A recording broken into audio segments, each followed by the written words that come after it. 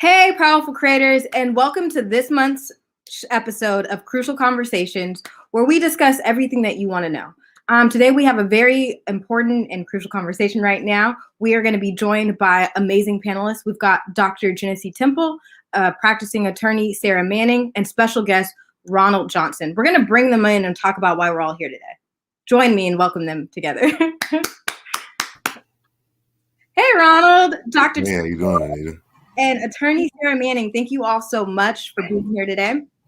How's everyone doing? Good. Great. Yeah.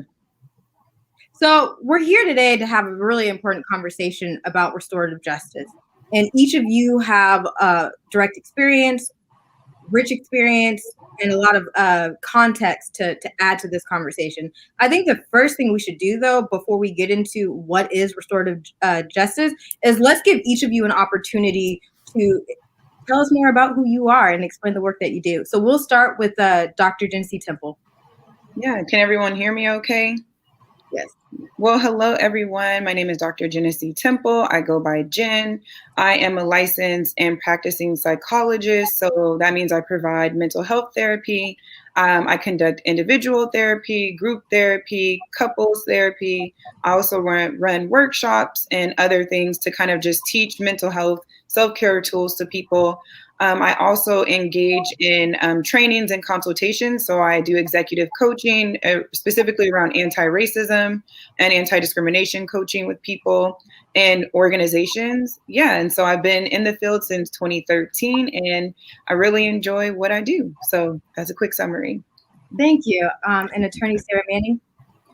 Hello, everybody. I hope you can hear me. I just had throat surgery, so my voice is a little bit lost. I'm a public defender, which means that I represent anyone who cannot afford an attorney in Cook County. I've been a public defender for 9 years. I was in private practice as an attorney for 5 years before that. The reason that I'm involved in restorative justice is that I'm the public defender assigned to one of our drug treatment courts. So in that court, which Ron was a participant in, we work more on the rehabilitative side and not on the prejudicial side or the punitive side. So what we try to do is get people hooked up with treatment so that their use of drugs and alcohol does not impact their criminal record any further. And it's by far my favorite part of the job. And I'm getting more and more interested in the treatment and rehabilitation side. And I think in a good way, that's where the criminal justice system is moving. And I think that's a really exciting thing to be a part of. Well, thank you so much for being here, especially the fact that you just had throat surgery. So I just want to acknowledge that and thank you for gracing us with your presence. And now our special guest, Ronald Johnson, let us know about who you are. Hey, good morning. Good afternoon. My name is Ronald Johnson. I'm an employee at Hostess. Mm-hmm. I've been getting into trying to motivate people on changing, on restoring their life, because I was given a chance. So today, that's what I'm gonna share about restoring my life, and hope I can help someone. Right. Love it. Beautiful. The word restoring and restoration is such a buzzword right now. We hear so many people talking about restorative justice, and with so much going on in the world of anti-Blackness, anti-Asianness, white supremacy, that we could list all of America's problems today, right? And with all that, we've heard more and more people talking about the need for restorative justice, but a lot of people actually don't know what that word means. And so I'm wondering from a legal standpoint, attorney Sarah Manning, if you could provide us some context. And then after that, I would like to know from a psychological standpoint what that means from Dr. Temple. Sure. So in the criminal justice system, typically it's an adversarial system. So the prosecutor is trying to send someone to jail for an alleged crime or some sort of punishment. The public defender is trying to keep the person out of custody and represent all of their rights under the Constitution. Restorative justice is more of like we call our drug court team a team because we're all on the same team. We're trying to prevent people from recidivism where they continue to commit crimes because they don't have either the financial ability, or they have mental health issues or drug or alcohol issues that end up putting them in and out of custody multiple times throughout their life. We try to break into that cycle and stop the cycle by hooking. Oh, hold on. Oh, did I lose you? We lost you just for a moment. So we try to hook our clients up with wraparound services on any of the social services that they might need. Obviously, it's always a strain on resources, but we do the best we can to try to help them become productive members of society rather than the cycle that they are typically involved in. Mm-hmm.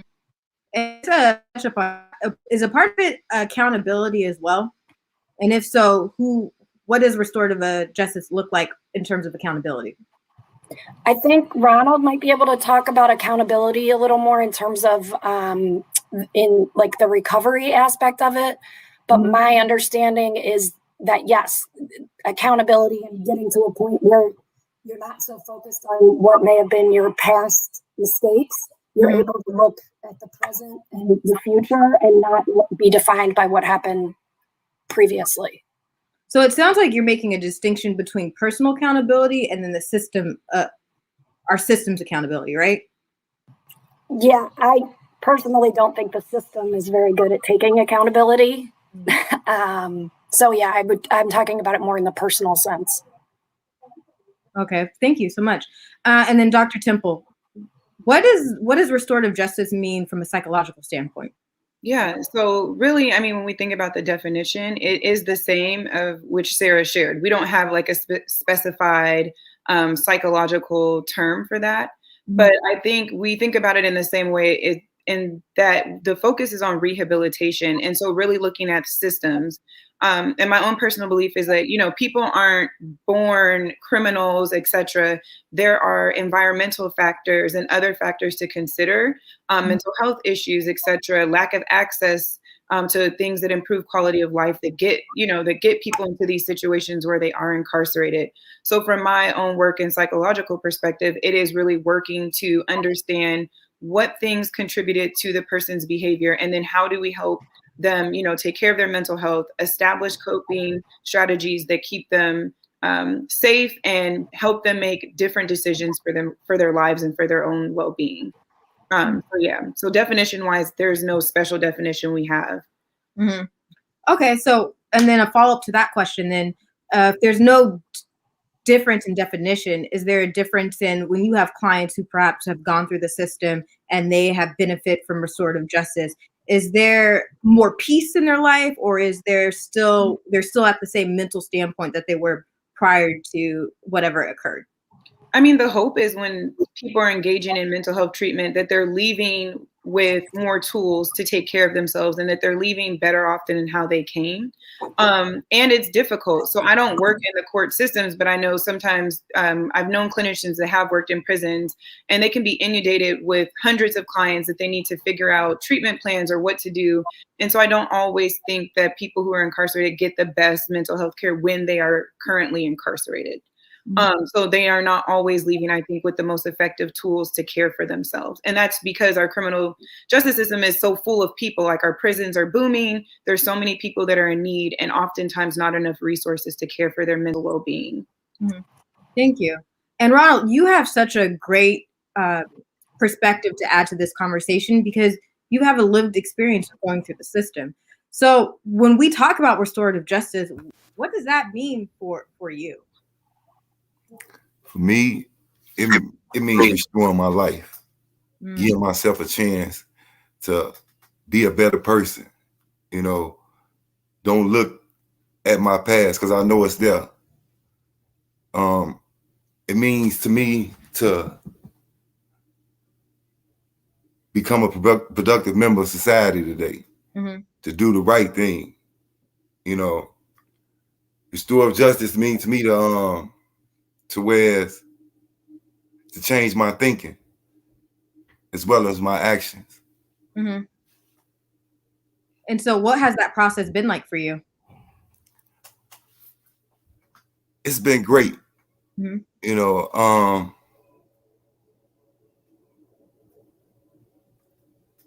I go by this concept where I train my brain, right? Because I used to train my brain to do and want the wrong things. Mm-hmm.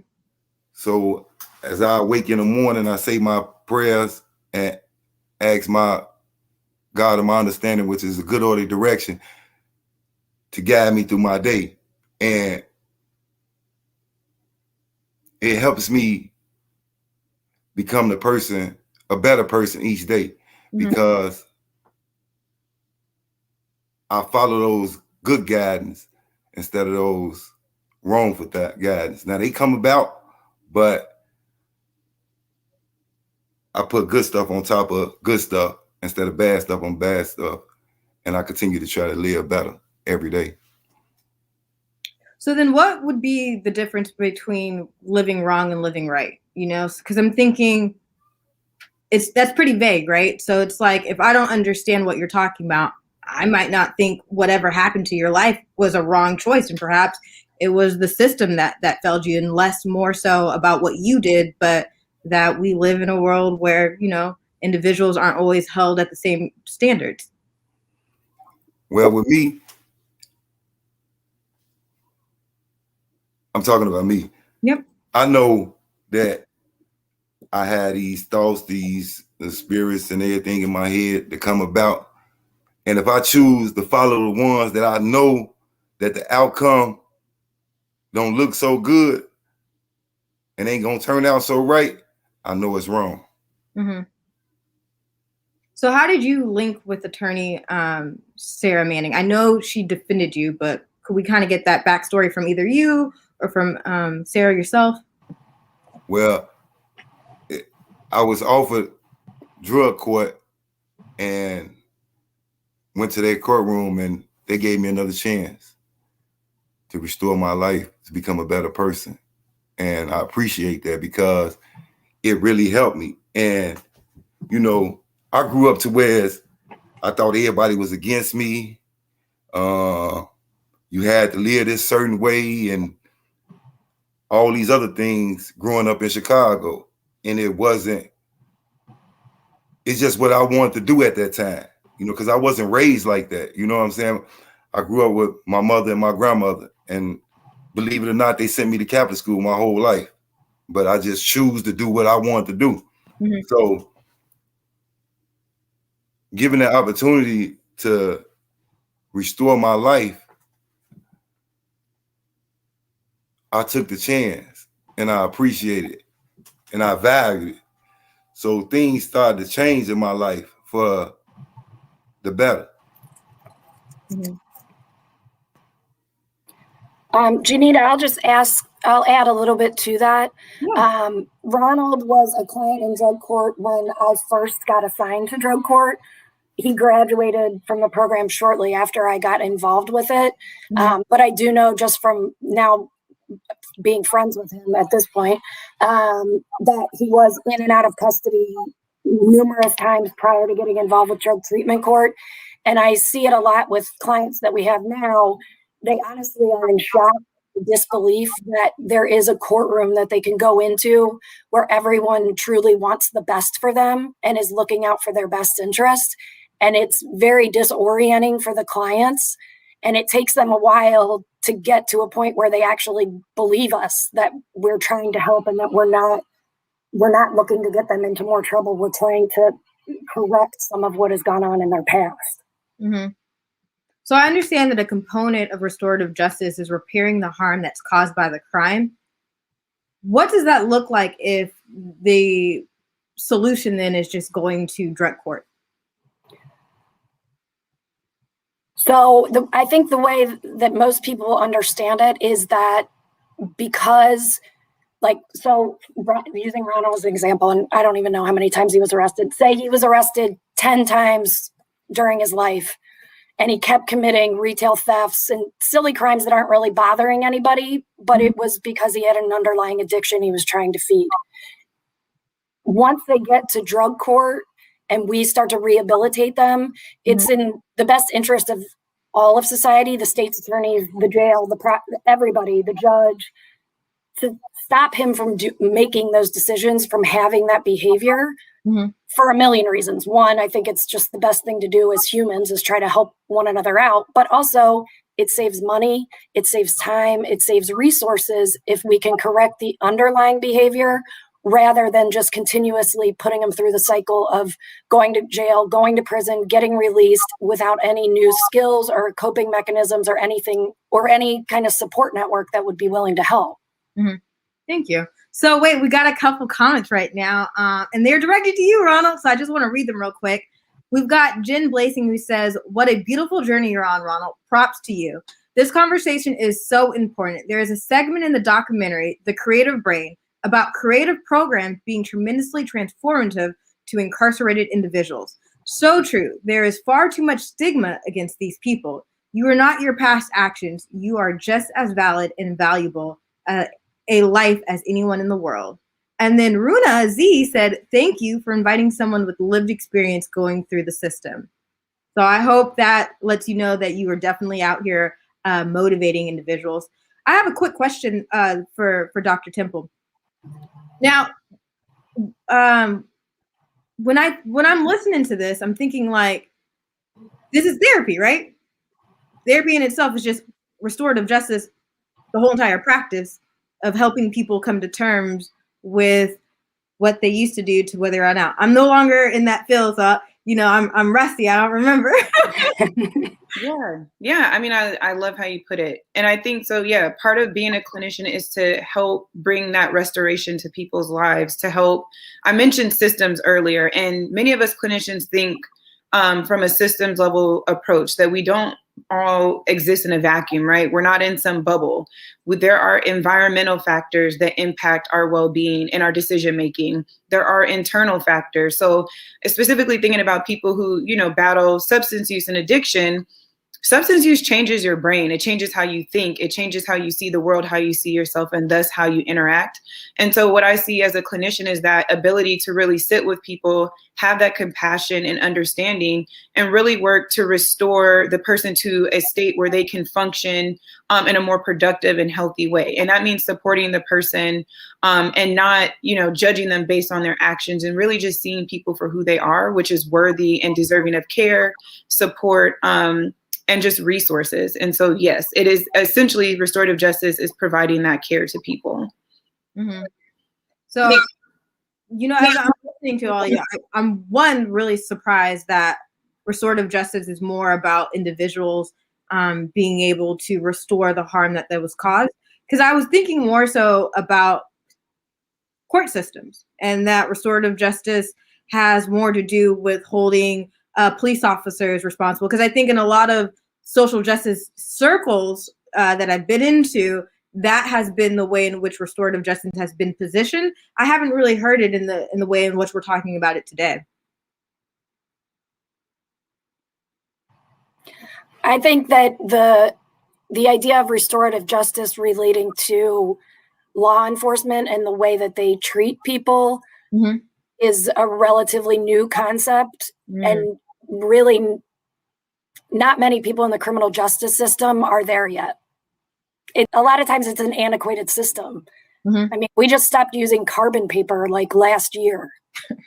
The criminal justice system is just not, it takes a lot longer for things to actually get into the day in, day out than it does for them to be on the news or people to be having marches about it. So do you all think it's more productive then to continue to focus on restorative justice on the individual person? And Ron, I'd be curious about your thoughts on this. Or more so, do you feel like these systems, we should be focusing on them restoring themselves and having justice for all people? And it doesn't have to be an either or either. I don't want to position it like that. I think from my perspective, I would say both. I think the work should be running concurrently, because thinking about it as a clinician, I can do so much work with a person, but if we're doing this work and we send them right back into broken systems or detrimental environments, how are they going to be able to sustain that? Like, there has to be a meeting of the middle. So I definitely think it's a both and. Both things need to continue to be a focus.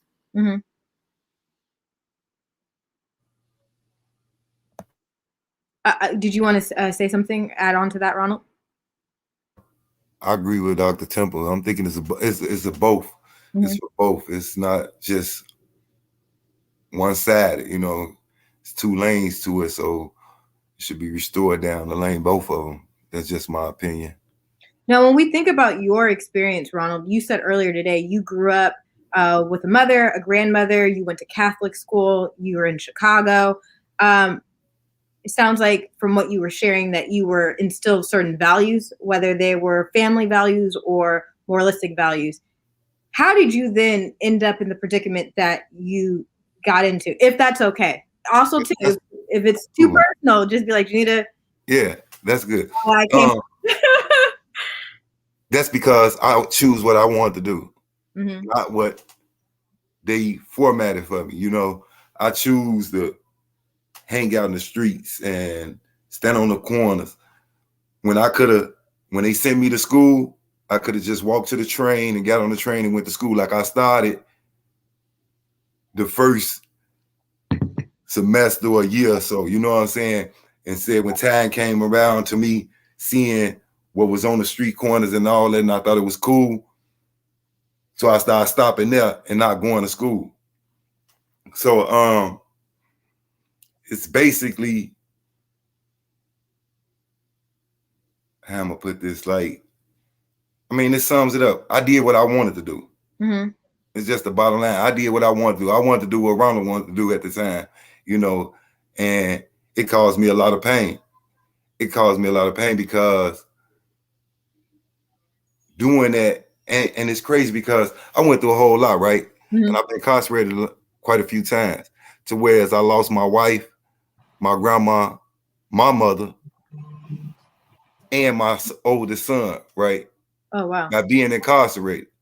So my shout out to anyone that's watching and listening, if you want to endure that pain and not restore yourself, because like I say with me, I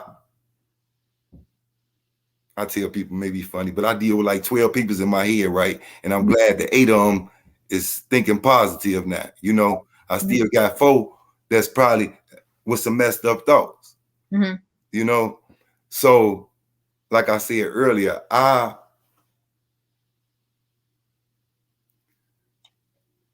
apply myself to them positive thoughts. Them thoughts I have in my head, I apply myself to them. And when them negative thoughts come about, I try to put something on top of it by being positive, you know. And that's how I continue to try to live daily throughout my day and my life, you know. I'm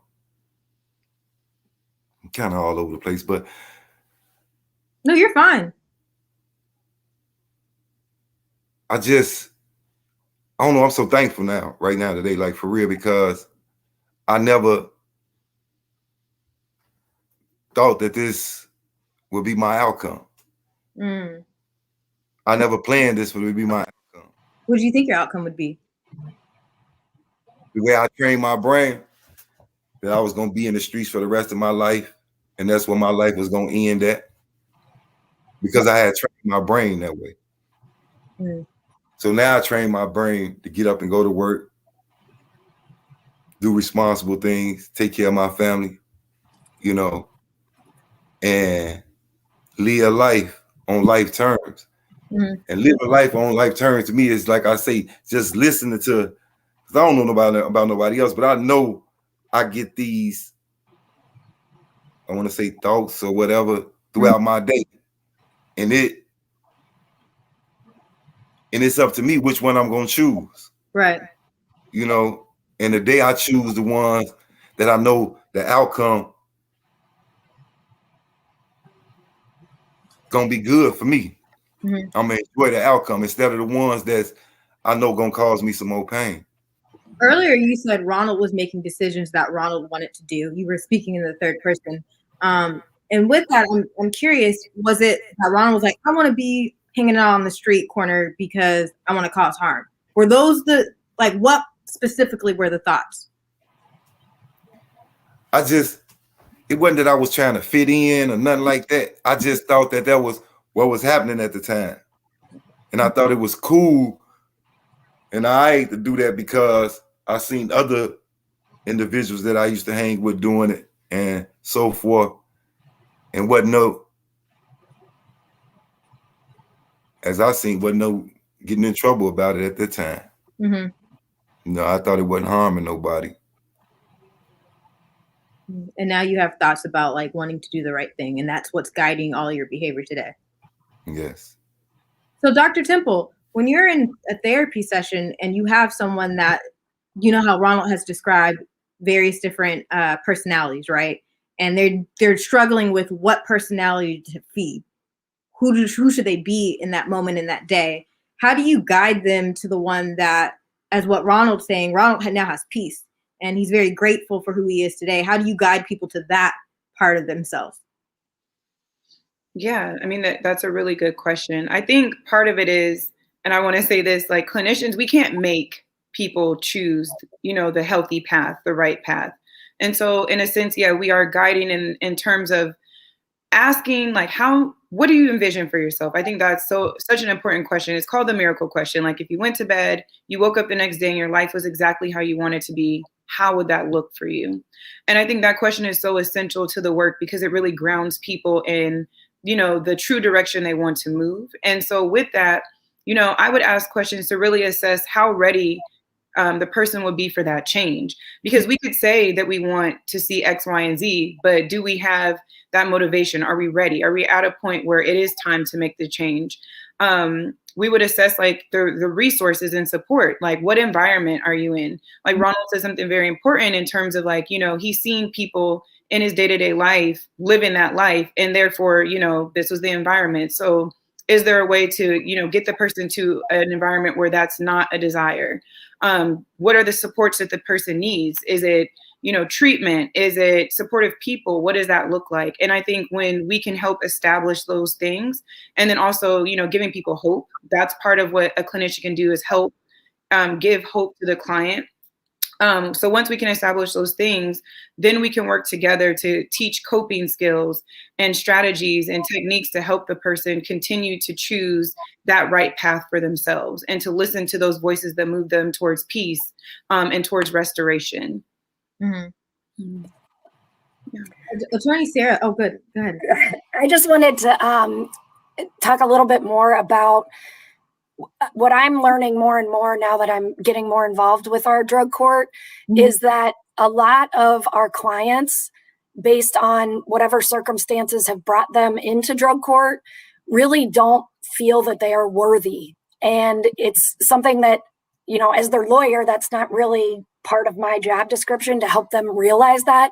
But I have been surprised by how few of my clients actually think that their life is worth saving, or that they have an opportunity or could have an opportunity to have a better life and be the person that they want to be. And I wonder if some of that has to do with the way that they're treated in whatever environment that they're growing up, especially people that are in and out of custody multiple times, and the way that they're treated while they're in custody or going into custody, when they come into a courtroom and typically their concerns aren't addressed, they're ignored. People are just kind of shuffling them through the system. And I think after years and years of having that happen, it's not surprising that people have difficulty actually admitting that they think that they're worthy of something, which is really sad to me. Mm-hmm. Ronald, if you don't mind me asking, did you feel like you battled feelings of worthlessness, of lack of worthiness? No, not me personally. No. I ain't gonna say I wasn't worthy or nothing. It's just that, like I said, I wanted to do what I wanted to do. Mm-hmm. I didn't see it no other way. I just wanted to do what I wanted to do. It wasn't for no other reason. I thought it was cool. I'm gonna say that, but yeah, I just wanted to do what I wanted to do. And I agree with you, Dr. Temple, in saying it got to be on the individual. And I think back on my time when I said that I used to pray, God, get me out this situation and I ain't gonna do it no more. But when I got out that situation, I didn't apply myself to continue to strive for change. You know, So that in between time led me back to me doing what I wanted to do. Mm-hmm. You know, but like Dr. Temple said, when the individual is ready, I guess they're sick and tired of being sick and tired of doing the same thing, because you're gonna get the same results, then the individual change. I'm just talking about me. I'm not speaking like that, but I'm talking about me. I had to change, you know. Mm-hmm. So I got tired of it, you know, and I ain't want to live like that no more. Right. So I really do kind of want to explore more about this concept of worthiness and worthlessness, right? Because, you know, when I was in the field for a little bit, I did work with individuals that were struggling with addiction. I grew up in a household and an environment where people were struggling with addiction. And so I wonder, Ronald, as you are going out in the world and you are witnessing and helping other people uplift themselves, because we know it's not you, but do you see that among other people who are like, you know, I didn't feel worthy to go to school, so I wanted to do X, Y, and Z because I didn't feel like I was capable or smart enough to get into this school, but I knew that I could stand on this corner or I could be off base. You know, what are you experiencing as you go and witness with other people on why they've made the decisions that they've made?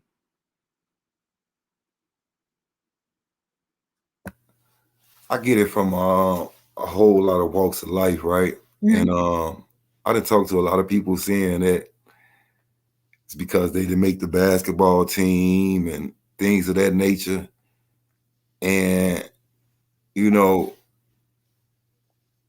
from my experience, I had a situation like that. And that'd be like my response. I had a situation like that where I didn't make the basketball team and I felt like I didn't feel like I wasn't worthy. It was just like, okay, he didn't pick me. He had his favorites or whatever, you know. I don't know. With me thinking like for real, it's like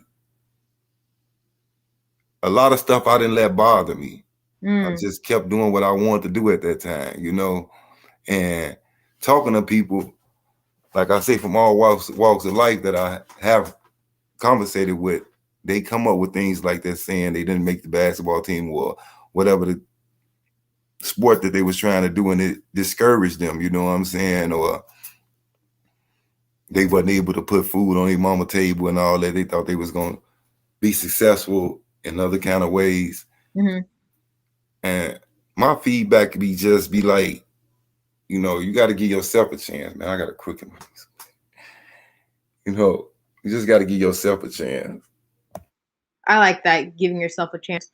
Dr. Temple, when you have patients or clients, I don't know what you refer to them as. I know in different spaces, they could be patients if you're a hospital setting, or they could be clients if you're maybe in a school. But let's say, you know, I lost my job and now I decided that I'm going to binge drink, or I'm going to, I don't know, sell drugs or something like that. What is occurring mentally for that person, or for me, right? If that was the response to a disappointment or a setback. Yeah, I mean, it's a coping response. And when we say the word coping, I think people are often thinking about all the positive ways people cope.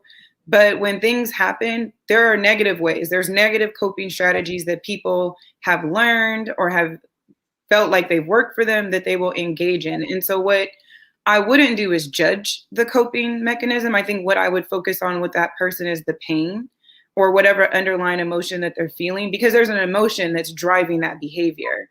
And it could be fear about the future. And so my work is to really get that person to get in that emotional place. Let's talk about those fears. What does that mean for your life? What does it mean about yourself? Do you feel like a failure? Have you disappointed people in your life? Is this the third job you've lost in a month? And really sitting in that place, because I think oftentimes people don't experience that empathy when things happen. And then another piece of that work is like building resilience, right? So our ability to get back up when we've been knocked down. And so I would be really spending time with the person, not judging the coping, but let's talk about what are some different ways that you can cope that don't lead you to make poor decisions and, you know, further harm yourself. And so that's just kind of like a snippet of what I would be focusing on with the person. That makes a lot of sense. Attorney Sarah, is that's kind of the process on how y'all decide who, I don't want to say worthy, right? But not everyone gets this option for restorative justice. So do you guys decide is worthy the correct word? Do you guys decide who's worthy of this No. I mean, there's like a system to determine whether or not someone would be eligible. You know, they have to be nonviolent offenses, things like that.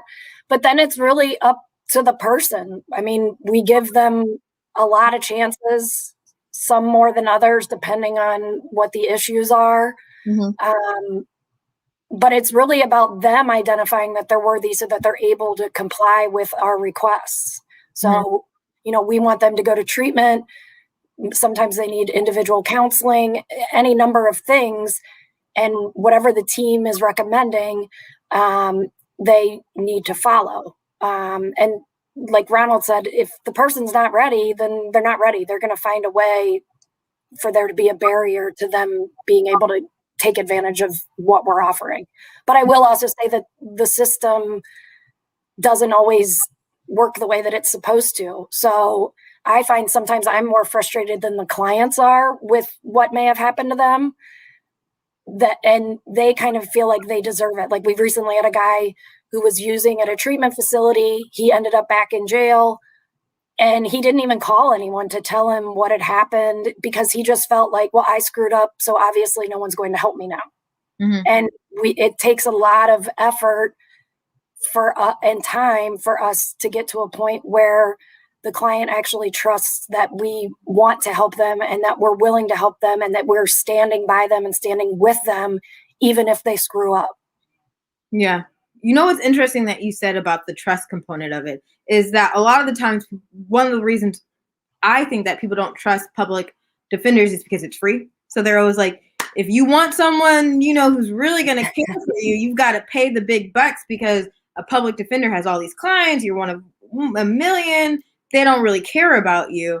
Is that some of the prejudice that you go up against? Yeah, a lot of times clients think that because we're in the courthouse every day and we're lawyers, the judges went to law school, the prosecutor went to law school. You do have some clients that feel like you're on their team, you're on the court system's team, and you really don't pay attention to them as an individual. I try to tell clients that I represent everyone as if I was representing my kid or my brother or my mom, somebody in my family that I care about, listen to their frustrations, their concerns, and do what I can to stand with them and figure out the best solutions based on where we are. As I listen to each of you, I'm starting to also think that another component of restorative justice is gaining trust, right? So I would say from what I've heard from Ronald, it's gaining trust in myself as an individual that I want to live a life that I'm happy with. You know, Ronald seems like he has a lot of peace now, and it's based off of the decisions that he's making. From you know, with you and Dr. Temple, it's more so about like y'all have to gain trust of the client in order to service them to become their best selves. And so without trust of the gaining from y'all on with your client, you know, you can't service your client. But then from what I hear from Ronald, if I don't trust Janita, it doesn't matter how much y'all try to help me because ultimately there's something inside of me that I'm still struggling with. Am I correct or am I making this up? Because that's what I think I'm hearing.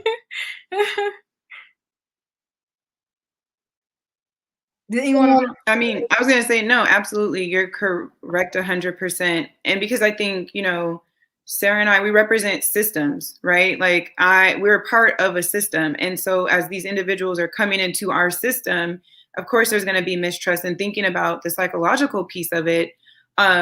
You know, depending on what community the person's coming from, like racial, ethnic background, family belief systems, people don't come into therapy automatically trusting a therapist, not automatically feeling open with a therapist. Like there are people who are just like, why would you go to someone to get help? Why can't you help yourself? There's stigma attached to even coming in the room with me.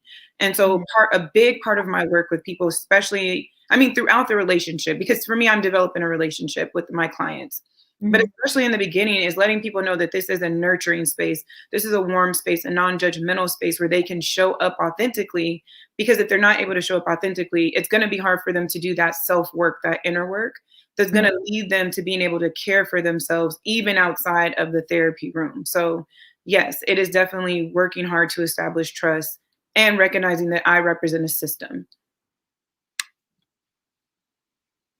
Sarah, did you want to add anything to that? No, that was really well said. Ronald, what are your thoughts about that internal component of trust that I was talking about? That was good.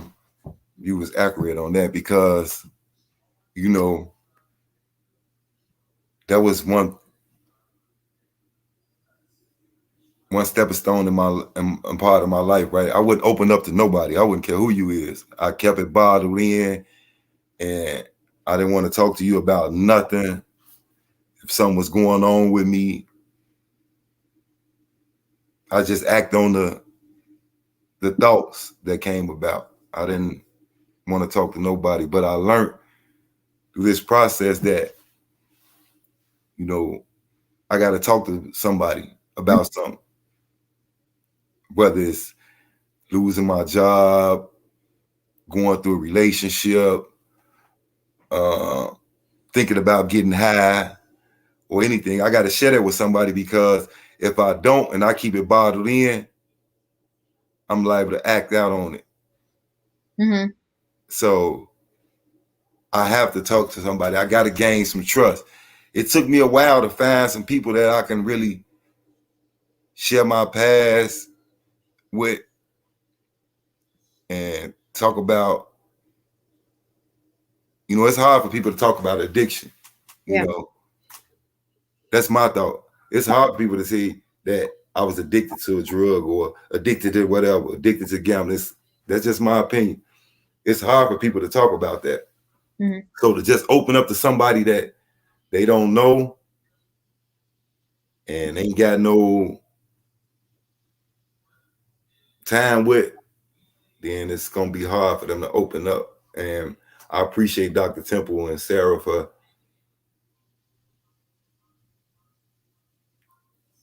allowing somebody to try to open up, but making them feel comfortable to open up. Mm-hmm. And release some of that stuff. Because, you know, when you release some of that stuff, like when you talk about it, it makes me feel better. It makes me feel better. So if I got something that I need to talk about or something that's bothering me, I had to go on and talk to somebody. And I thank my sponsor, you know, when I was really going through stuff, talked to him about it, and I got it up off me. And once I talked about it, I felt a whole lot better. Mm-hmm. A whole lot better. Do you think that helped you restore yourself to who you are today? Yes. So then what do you think is a barrier for people of like being able to say, I'm addicted to crack, I'm addicted to sex, I'm addicted to whatever they're addicted to, fill in the blank? I think it's the embarrassment. They probably think it's the embarrassment. Mm-hmm. Yeah. And Attorney Sarah and Dr. Ghyneece, how do y'all help your clients overcome that embarrassment then, since trusting you is such an important part to healing them? I mean, you know, we're saying embarrassment, and I think even deeper than that, it's shame and guilt. And I think when we're holding shame and guilt, I see those as very like strong and controlling emotions. And so I think part of that is normalizing their experience, because when people come in, they often think I'm the only one that experienced XYZ, or it's just me that is struggling with this issue. And part of my work is to normalize it, like, no, you're not the only one. And many people have experienced this, because I think that humanizes the person. And so I really work to humanize, because I think especially when people have gone through systems, mm-hmm. there's dehumanization, specifically our criminal justice system here in our country. So I think it's really providing that space to talk about it, and talk about it in a raw way of like, what are you doing? And how has it impacted you? How is it impacting the people around you? And really coming in with that non-judgmental stance. And there's a number of different interventions. I won't get into those, but I think the biggest part is normalizing the experience, humanizing the person, and sitting with empathy to try to understand, like, you're engaging in this behavior because it satisfies this need, or it's keeping you away from experiencing this pain. Mm-hmm. And then, you know, continuing the work from there. And then Attorney Sarah, if you have anything to add to that. Yeah, can you hear me okay? Yes, ma'am. I would just add, similar to what Dr. Temple was saying, in order to try and humanize people. And I try to either share personal experiences that may be comparable to what they're dealing with. Mm-hmm. and or bring up things like family, ask them, if they have kids, if their parents are alive, try to find some sort of just human experience that is universal, just to reassure them that I'm not judging anything that they have done or might do in the future. I'm really just another person that's trying to help if I can. I'm curious how you all live without judgment. Especially when someone says something and you're just like, I would never, or even with you, Ronald, when you're out there inspiring other people and they've done things that you just never would have done, it's like, how do you all live without judgment? I think, part of what Sarah said really resonates. Oftentimes I reflect on my own experiences because I think that's helpful. Mm-hmm. I'm an imperfect person. I've made mistakes. I've made decisions that were probably more detrimental than helpful. I've hurt people. I've been hurt. And I think that right there helps me recognize that, like, maybe I didn't deal with it the way the other person did, but I know what that feels like. And I know what I probably thought about doing, or maybe I did something, that I wasn't proud of either. And so I think just connecting to the humanness of, like, we are all imperfect people really helps with the judgment. And I always think about, like, because I'm a therapist that goes to therapy. So when I meet with my therapist, I think about, like, if I shared these things with her and she judged me, how would I feel? I would feel so hurt. Or, like, if I talk to my parents, like, how would I feel? And so I think that keeps me grounded. And I think just with my training, human behavior is all over the place.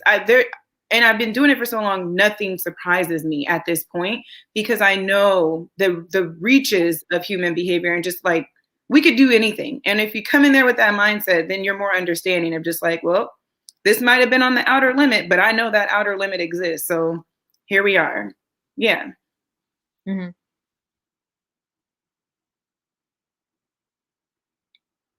So, okay, so now I'm kind of curious then, what does the world look like without restorative justice? Let's first start with Ronald. How would your life be today if you did not benefit from restorative justice? Where would you be?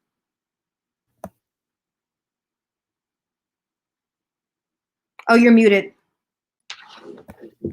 Cut and dry in somebody's institution or 6 feet under. If my life wasn't restored, I'd have been, like I say, in jail or dead somewhere. If I didn't take the opportunity and take advantage and appreciate another chance at life. Because I ain't gonna say a second chance, a third chance. I done had a lot of chances, but I didn't value. And when it got to that point where, like I say again, Dr. Temple, I really appreciate that part, because it depends on the individual. I had to want to change. I had to get tired of getting beat up with the pain, so I had to sit down and gather myself and want better for myself. And yeah, without restorative justice, for me, it'd have been real rough. It'd have been real rough. Since we're zoomed in, how you were looking off to the side, I actually really felt that. Like, you were emotionally experiencing where you would be. You're muted. I was like, because I'm thankful and grateful today, like, to where I'm able to interact with people who I consider doing the righteous thing, helpful things, and not have to sit at a round table or somewhere thinking and plotting to do the wrong thing. I'm so thankful to be in the space I am today, to where I got a peace of mind. I get to find out more about me and what I really want out of life. And, I was asked a few years ago if I was to wrote my obituary, how would it turn out for me? Oh wow, that wasn't a pretty sight. That wasn't a pretty sight, you know. Yeah. And then if you had to write out your obituary, what kind of site is that now? I had a lot to talk about. I had a lot to talk about. A whole lot. Yeah. A whole lot. Yeah. That's good. I'm happy. Thank you. And before Attorney Sarah and Dr. Ghyneece answers, we got a question. You know, I love my questions from our audience. So, question from Kelsey Rose. Question for anyone who feels like responding. How do you see the concept of restorative justice seeping into the collective reality via personal relationships, community organizations? To clarify, either ways you actually see it happening now or ways you imagine it in the future? That's a really good question.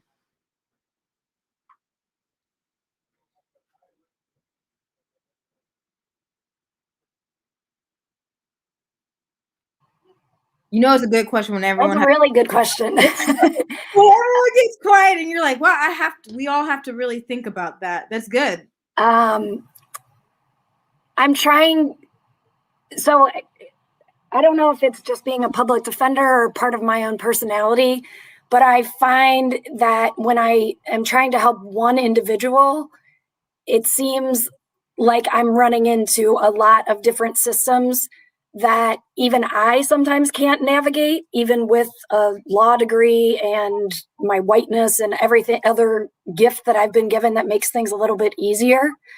And I'm hoping that me being a voice for people who aren't able to navigate those systems are little by little breaking apart part of the system and just having people interact with other people as human beings.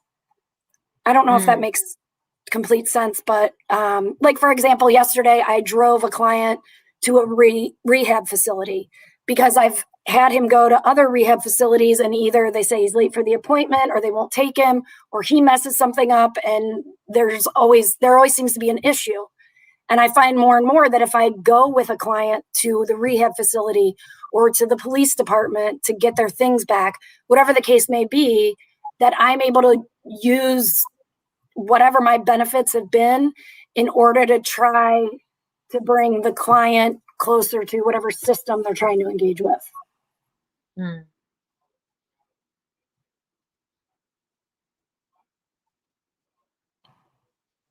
Okay. I wanted to give it a moment just in case Dr. Jen or Ronald wanted to add to that. But in all honesty, Attorney Sarah, that sounds like a lot of work. That sounds like a lot of personal work. Oh, I forgot that part. So then I started doing too much, which is why I now do yoga pretty regularly with Inner Sense, and I participate in all of their nourishing activities. I do my own therapy. I'm trying to get a wellness director in our office to prevent burnout. And because you do have to be very cognizant of your limits. I, as an individual, probably cannot fix all the systems, but I can do a little bit each day in a little way to try to at least connect people into the system and at least feel like they have access to the system. Yeah.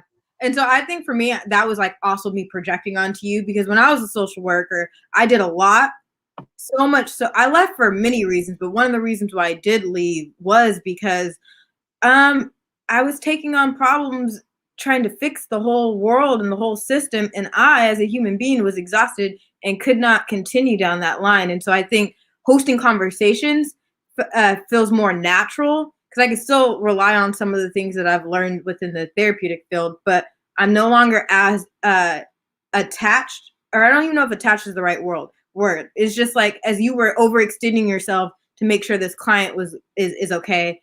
It's like, where do you have that balance of restoring yourself in the process of helping to restore another human being? And that goes back to your question about where we would be without restorative justice. And I think I probably would have left my job by now. The hope and the grace and the beauty of what we do in drug court, and being able to tell someone 100%, I'm here with you. That kept coming to my mind, because it's like, you can't, I mean, you could, but it wouldn't be best practice to have a system that harms or doesn't help people. And then you just send them back out into the world. So I think it would be chaotic. And I think for me personally, restorative justice gives me hope that there's people out there that care. And it gives me hope in our ability to like take care of each other and heal each other. So without it, I think I'd be pretty sad, honestly. Yeah. Would you have to leave the field? No, not and no, because psychology is such a vast field that I feel like in the way that we're talking about restorative justice today, thinking about the criminal justice system, legal system, I don't have to have that much contact with the system. Oh, okay. So I wouldn't have to leave the field. But if I was working in the courts, working in the, jails and prisons, yes, then I would definitely have to leave. Mm-hmm. Wow. Well, today has been a really great conversation. We only have like 3 minutes left, and I want to be very respectful and mindful of each of your time. So with that being said, I will say this conversation was super dope. It went a lot differently than what I thought. I thought we were, hold on, time out, back it up. We got a comment. I'm sorry, y'all. If you engage just a little bit longer. So in terms of restorative, sorry, I just get so excited when our audience participates, and it's like, we want to hear what other people want to know from our experts, right? So thank you all so much. In terms of restorative justice, I personally found it powerful that the PTOS recently stated during his presidential address 2 nights ago that Chauvin was a murderer and he was relieved to see justice served. This did not across like the normal tipping toe politician. Did not come across like the normal tipping toe politician. What are your thoughts on that? I actually think that's an interesting point. People are really torn about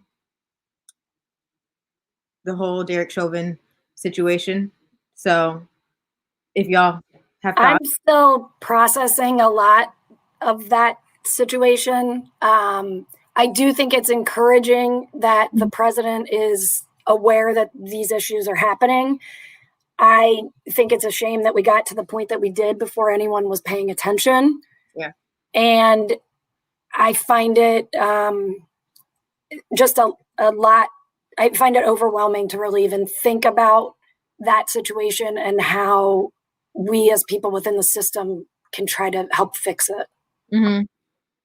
It's interesting that Michael brought this up because I honestly thought today's conversation was most likely going to go into that direction. And I was really surprised that restorative justice had more to do with like an individual taking accountability and transforming their life than the system that we live in. Because I feel like in the social justice spaces that I will frequent, when they're talking about restorative justice, it's never really about the individual. It's more so about the system.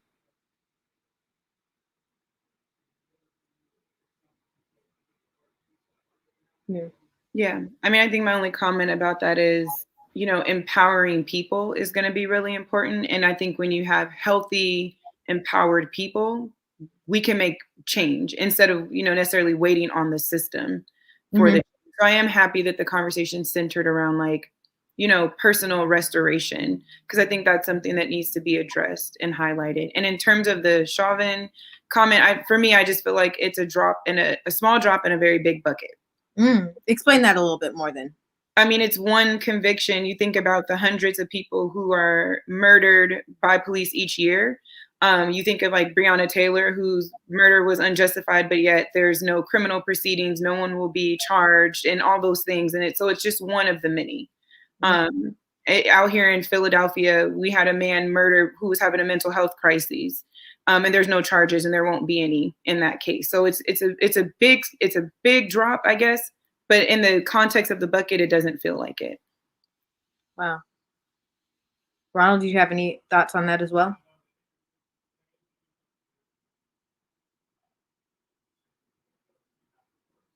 No, I do not. Well, I'm really glad Michael brought that up. I think that's where we are in the world right now. And so, from what you just said, Dr. Temple, I'm like in a point where I'm like processing and feel silent, so I'm like, just got to let that sit in for a little bit more. Don't really know what my thoughts are, and I wouldn't want to prematurely speak. But I am glad that that was brought up. Well, this has been a dope conversation nonetheless. I'm really excited. And I thank each of you for your presence and your energy and being willing to share your thoughts and your lived experiences. And so we are closing, but everyone probably wants to know how to get in touch with each of you. So let's start with Attorney Sarah Manning. How can people follow you? How can people get more information on you? My email is there. I'm on Facebook. I'm on Instagram. You can call the county and see if somebody can find me. Well, with your email, what can people email you about? Anything. If they're interested in either getting involved with our drug court or just learning more about the process. I mean, really anything. Mm-hmm. Happy to help. Thank you so much. Dr. Ghyneece Temple, how can people get a hold of you? Yeah, you can find me on YouTube. I have a channel, Dr. Jenny from the Block, and I also have an Instagram by the same name, where I just talk about mental health, but in a accessible and just relatable way. So it's not like I'm teaching. I am, I guess, but not in that sense. You got to check it out for yourself. Yeah. Thank you so much. And Ronald, how can we get more information on you? Ronald Johnson, where are you located? I'm on Facebook. Not social media piece, but I'm on Facebook under my name, Ronald Johnson, with the picture that's on our flyer, on the flyer you printed out. Okay, beautiful. So the flyer that's been going around, make sure you find that so you can look at that you got the right Ronald Johnson. So before you start reaching out to a random Ronald Johnson, asking him questions about what he's up to and how he's changing the world, you know it's the right one. You respond to people? Yeah. Good. And he responds to people. All of our panelists respond to people, which is beautiful.